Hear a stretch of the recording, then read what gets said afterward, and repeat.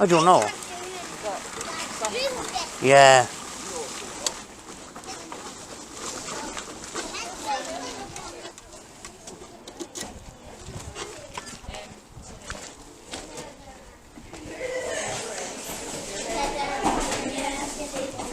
Full house. Yes, and it probably was a very big pumpkin head too, I would say. I'm just going to have a quick kick and... Yeah. I want to sleep on these bits. It's scaring me. The writing desk in there. Mommy, I only have 3 left, so I'll keep this till tomorrow. Okay.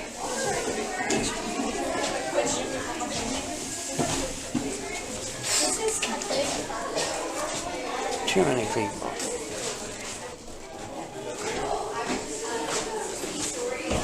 Quiet time I actually had, and I actually thought a child had gotten left behind. That's how loud it was.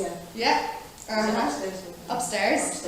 It was only about 2 hours ago. I came back from my lunch. I had a big inflow of people, and then everyone left.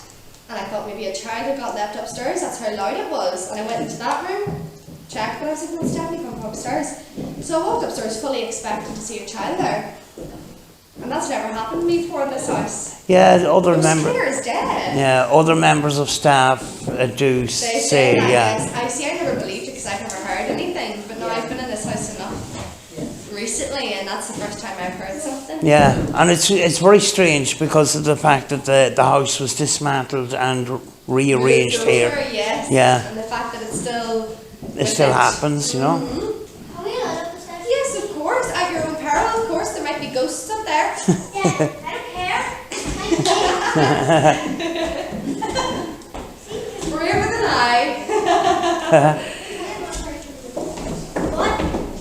Is there a person in it? That was quick. They've done the stage up, haven't they? Oh, it looks brilliant, doesn't it? Oh, the pumpkins. I'm going to go upstairs for a minute. Just in time. Now, what I'm going to say about this house, the lady I was talking to earlier on,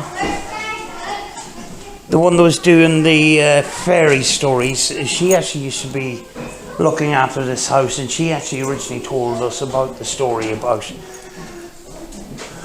some of the sounds that are happening in this particular house. Huh?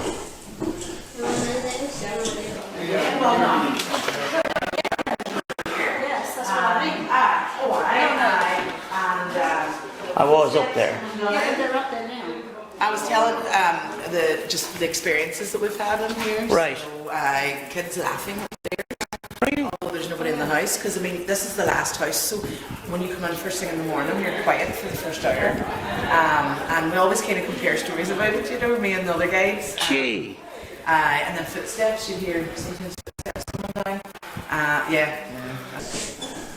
There's a sign there. Obviously, we're not going to get any experience of that today because it's very busy. And then the parents here. Hiya. Hello.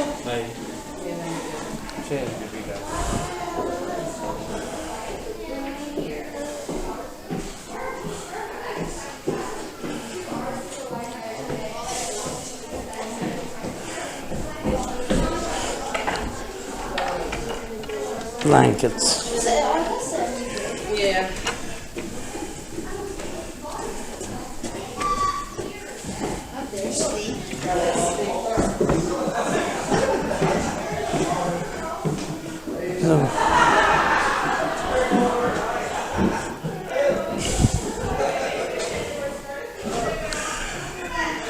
Quite a lot of noise downstairs, though.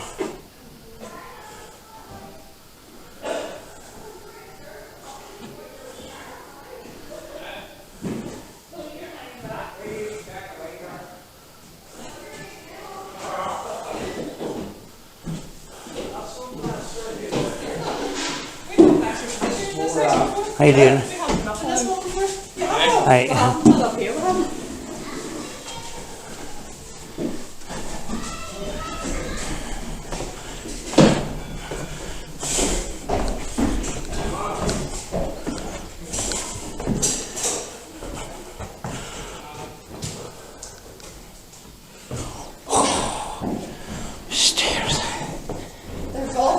weren't they? Yeah.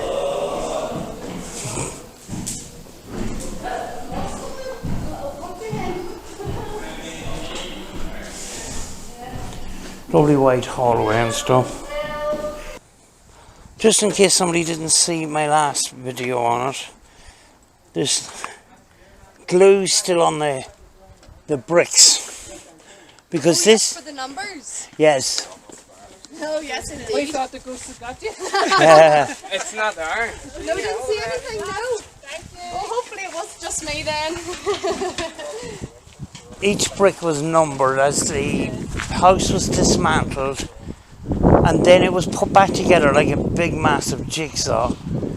There used to be a porch here, and you can see the outline of the porch. Because it wasn't part of the traditional building, they didn't use that bit. But it shows that they did put back the jigsaw in its proper place. You know? But it's, you know, it's kind of it's strange that activity, audio activity, is happening in a house that has been dismantled, quarantined for 2 years in America, or, you know, before coming into this country, and then you get that audio activity when the house is put together, you know. So that is the ROGAN house. Pam, who was down at, who had the black costume, I was telling the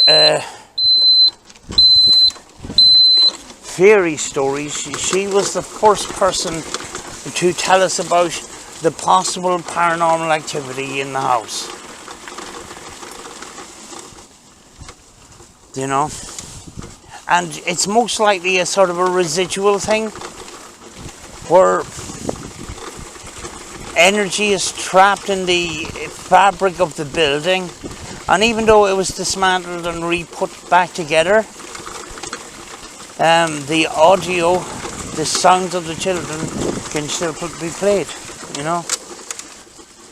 There's a lot of things we don't know about when it comes to that kind of thing.